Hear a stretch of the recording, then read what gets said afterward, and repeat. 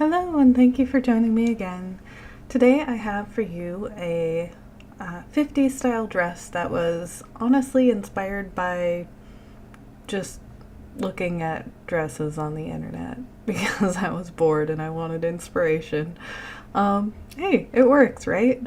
And I saw something kind of similar in a vintage pattern picture. You know those McCall's and Simplicity pattern pictures that you find just floating around the internet, and then you start digging for the actual pattern pieces and they're nowhere to be found. It was one of those. So I was like, hey, well, I'm making it for a doll anyway, so I'll just make it up. And that's pretty much what happened. So, without further ado, here we go.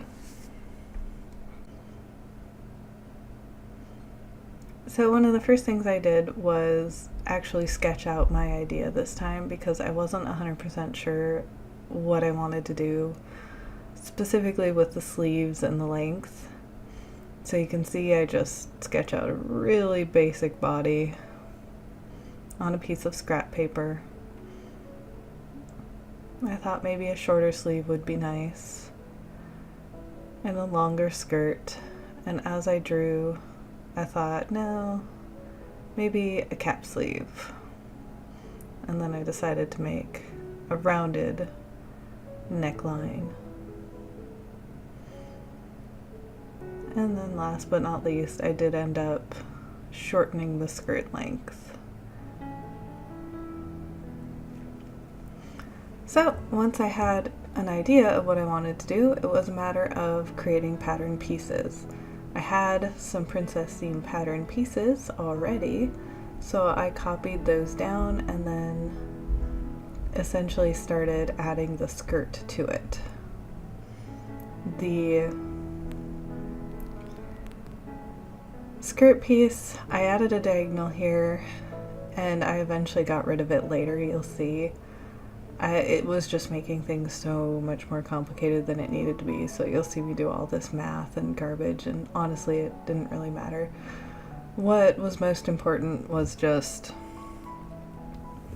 making big square panels that I could create a skirt out of. So I feel a little bit silly about doing all that math when it wouldn't have added all that much fabric anyway. I don't know why I was so set on it. So honestly, this was me working all that math, so we're gonna skip ahead a little bit. I kind of skipped into just copying down the side pieces because there's side back and side front pieces, and those are not really gonna change at all. So I just copied them straight.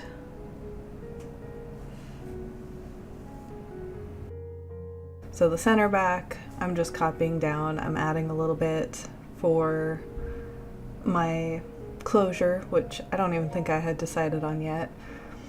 And then the other ones, I just copy them down as is because the skirt is going to be sewn to them. They're not as a part of the design. They're not like the front, which needed it to be connected.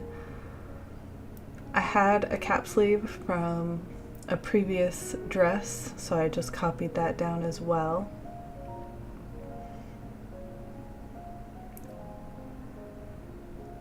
I like to have all of them, even if the pattern piece is exactly the same as a previous dress, I like to have a copy of it for to store with each dress, especially when I start making alterations on them. Then you have it and you haven't just wrecked a previous pattern. I tend to keep my patterns either pinned together or I'll put them in a plastic bag together, or I have a binder of a bunch of patterns that I just slip the pieces into the binder sleeve, which you can get away with doll clothes. You can't really do that with bigger pattern pieces. It is a really good idea if you start making patterns a lot to try and keep it organized, because boy howdy, it's not fun to find a pattern piece and be like, what does this go to? I just don't know. And here I'm still fighting with that stupid diagonal.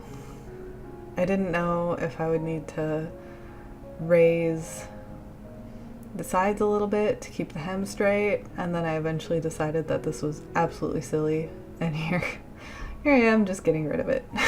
It was too much work and it wasn't going to add a lot, I didn't think, so off it goes.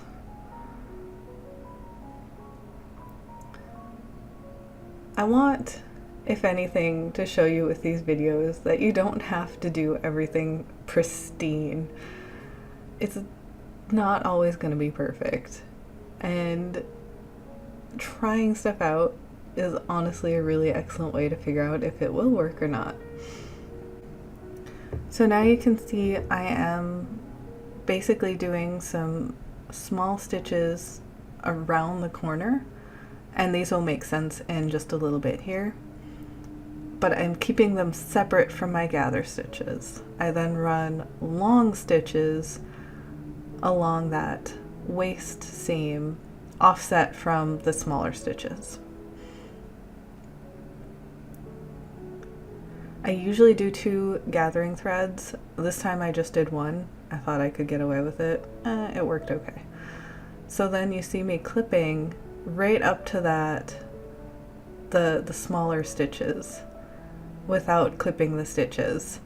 And that is because we're going to be pinning along the princess seam that goes over the bust, as well as the waist, all at once, because that's just kind of what you have to do to get it all to sit right. So you can kind of see it's pinned a lot to get it all to sit, and then you run it all as one through the machine. I went over the gather stitches first, and then I pushed my needle down, lift up the foot, and then carefully rearrange, and then go along the princess seam. So it's all one seam. You just make sure that you're not running over things you shouldn't be running over.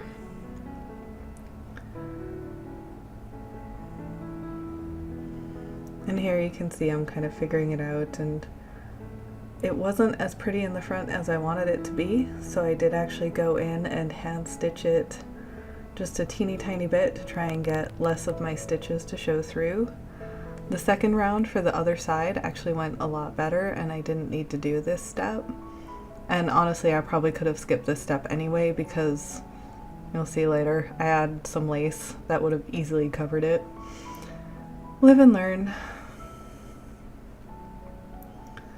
But I didn't like how ugly that little corner was, and I did want to try and get it to sit a little bit nicer. Sometimes you do just have to go in with hand stitching.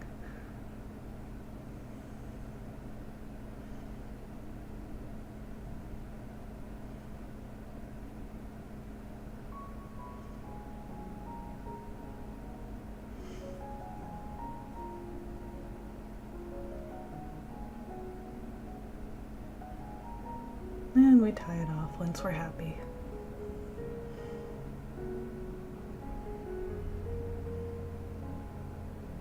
Get rid of our gathering stitch because we don't need that anymore, and you can see it gathers along the side, but the front is flat. So we do it all over again on the other side. Pin the gathered stitches to the waist of the center front. No, not the center front, the side front. Oh my goodness, that's hard to remember. Anyway, the gathered part goes to the waist, and the ungathered part that's all curved goes to the center front. And you can see here again, like always, I do use pins to help guide things through when they start getting a little grumpy.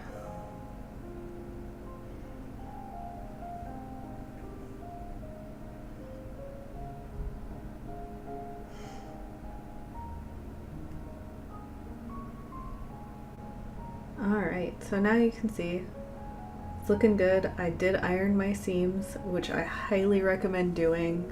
You will love the quality difference, and you don't get a chance to go back and do it again with doll clothes especially. So iron it as you're sewing each seam as much as you possibly can. Maybe even invest in a tiny iron. It's just super worth it.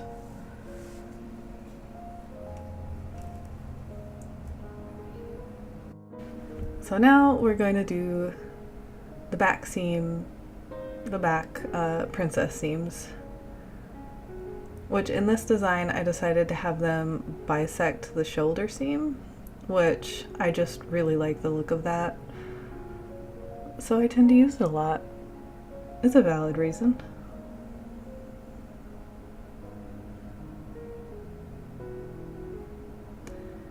And then of course my back skirt panels I'm going to run the gathers over. I think I lost some footage at some point because now you can see I've run my gather stitches and I'm adding the back panels, the back skirt panels to the back bodice panels.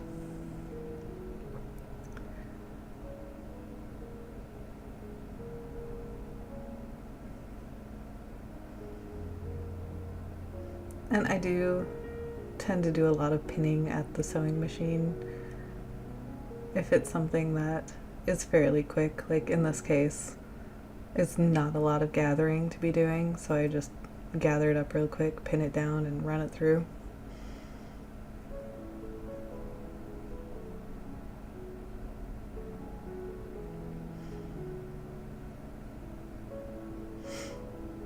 I did have a professor at one point tell me that you should run your gather stitches on the bottom because the little grabby feet will tend to run them through the machine a little bit smoother, and I don't always do that because I like to be able to see them, and it's a lot easier to fix them if they're on the top.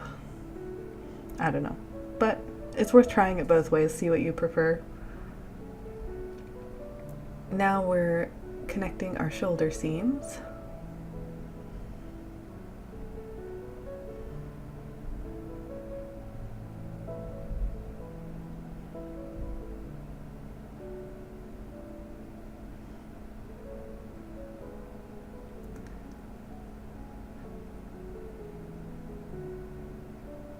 My cap sleeves are designed in a way where you just fold them in half, and I just sewed them into the shoulder seam directly like that, and it actually worked out pretty well. And I really appreciated not having to finish the end of the sleeves because it was already all tucked in and sewn down. And these are another thing that you want to iron before you sew them on. So I did iron them completely flat with the wrong sides facing so that I could sew them into the arm sleeve. And you'll see me snipping along the arm side.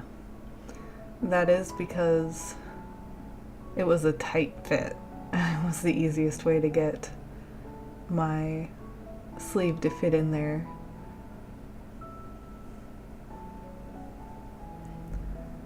I tend to do really, really tiny clips that don't go all the way towards where I want my sewn line to go.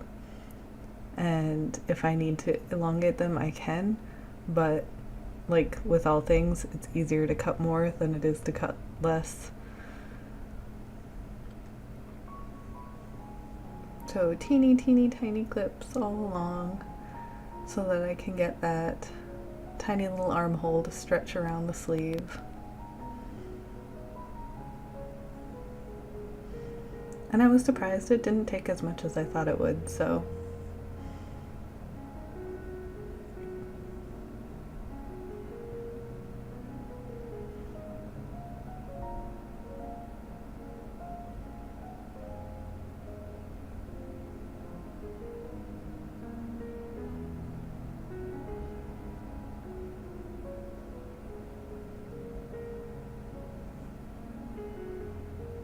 One thing I always try to do is snag that thread coming out of the machine and pull it to the side firmly and make sure that it doesn't get sucked back into the machine as soon as you start sewing, because that is very irritating and will chew up your fabric in a way that you really don't want. So it's nice to keep that thread a little bit longer than you might think you need it to be, just so that it doesn't do that, because depending on where you are in the stitch cycle, it can easily suck that right in.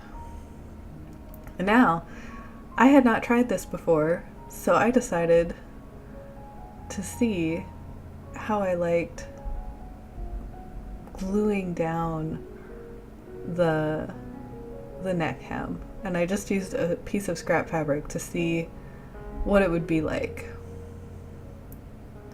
And in the end, I decided that it was infinitely easier than trying to sew down a hem like that with such a narrow little curve, and decided to go for it on the actual dress. This is something that would probably horrify my old professors, but it's pretty common in doll world. And frankly, there's good reason for it, because it looks really nice.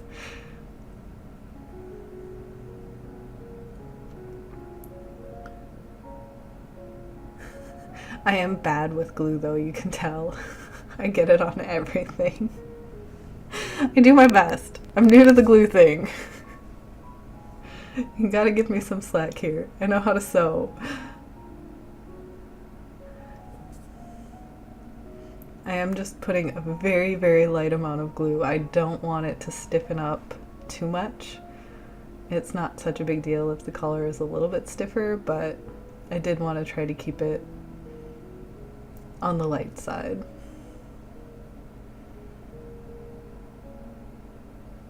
Yeah, it looked pretty good. And if you really wanted the effect of stitching, you could easily stitch over that, and then you wouldn't have to worry about having it unfray and stuff like that. Yeah, I think I'm sold on the glue thing. But you'll see, I decided I wanted to add a little bit of lace. And I had exactly one option for cream colored lace. It probably wouldn't have been the first thing I picked if I had multiple options, but I decided to make it work. Kind of regret that choice, but you live and learn. I should have just taken some cute white lace I had and tea-dyed it or something. But I didn't. So I tried to make it stretch around the neckline, and I just pinned it down and top stitched it on. And I also decided to add it to the waistband and the bottom hem of the skirt. It wasn't looking quite right on the arm seams. It didn't look that great over the princess seam either. I was very much just making this up as I went along.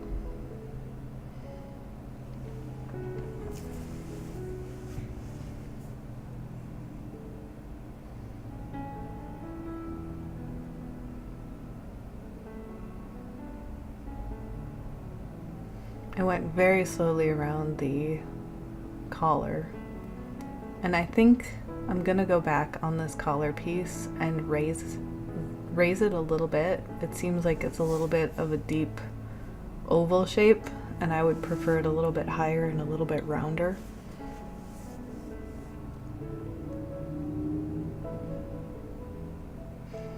Yeah, it looks like I decided to sew the side seams together at this point as well. I don't know how I feel about having already sewn the waist seams and then doing the side seam all at once. I think if I were to go back and do it again, I might do most of the bodice pieces together and then figure out a way to add the skirt panels all in one go. For a doll's outfit, it's not such a big deal. For an outfit a person would actually wear, I can almost guarantee it would add some discomfort doing it the way I did this time.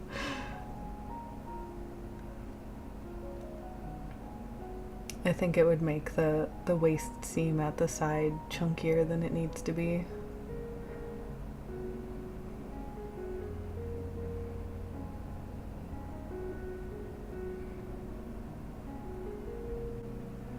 And after trying it on the doll, I realized that stretching the lace over that sharp curve was not ideal. I was pleased, however, with the back and how it ended up pretty perfect. I was a little bit taking in at the seam just to get it to sit nicer, but it worked out pretty good. So I decided to pin down where I wanted those folds to be.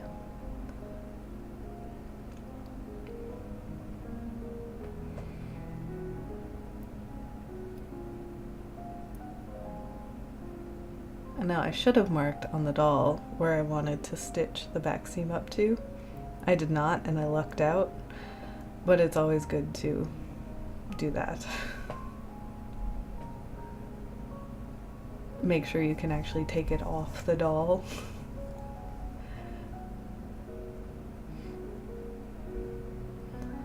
So, because the lace was stretching in a way that I didn't care for, I decided to go in and hand sew it down. It kind of helped. Like I said, I think if I could go back and redo it, I would just use a different kind of lace.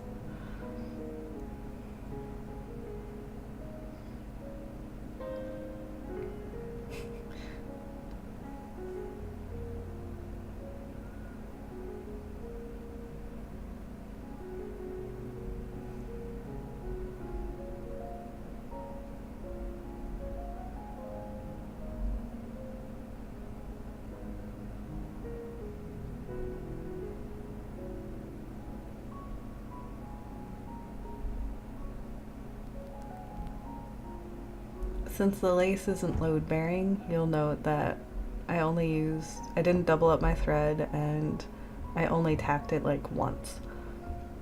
When you're doing hand stitched snaps or, something that's going to take wear and tear, you definitely want to do a little bit more than that, but for just holding lace in place, you want to keep it light.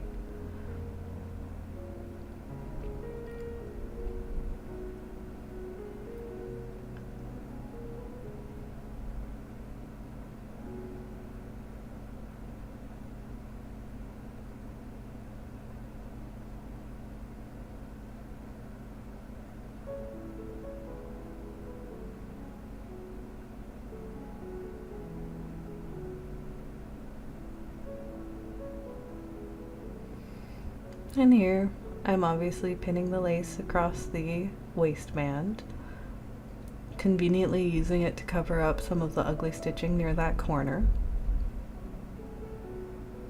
I apparently lost the footage of actually sewing that down, but it's just the same as doing the hem, which you can see here. You just stitch over it. Because my thread matches the lace, it just kind of blends right in. And now we're adding the snaps. If you're wondering what I'm using to do those, it's a system called the CAM snaps, K-A-M snaps.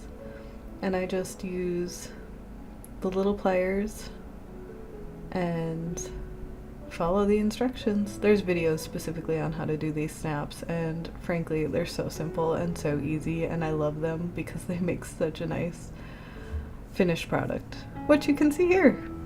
I am very happy with how she turned out. I wish my lace choice would have been a little bit better, but all things considered, the design ended up being pretty much exactly what I had envisioned, and it was fun. I had a good time with this project.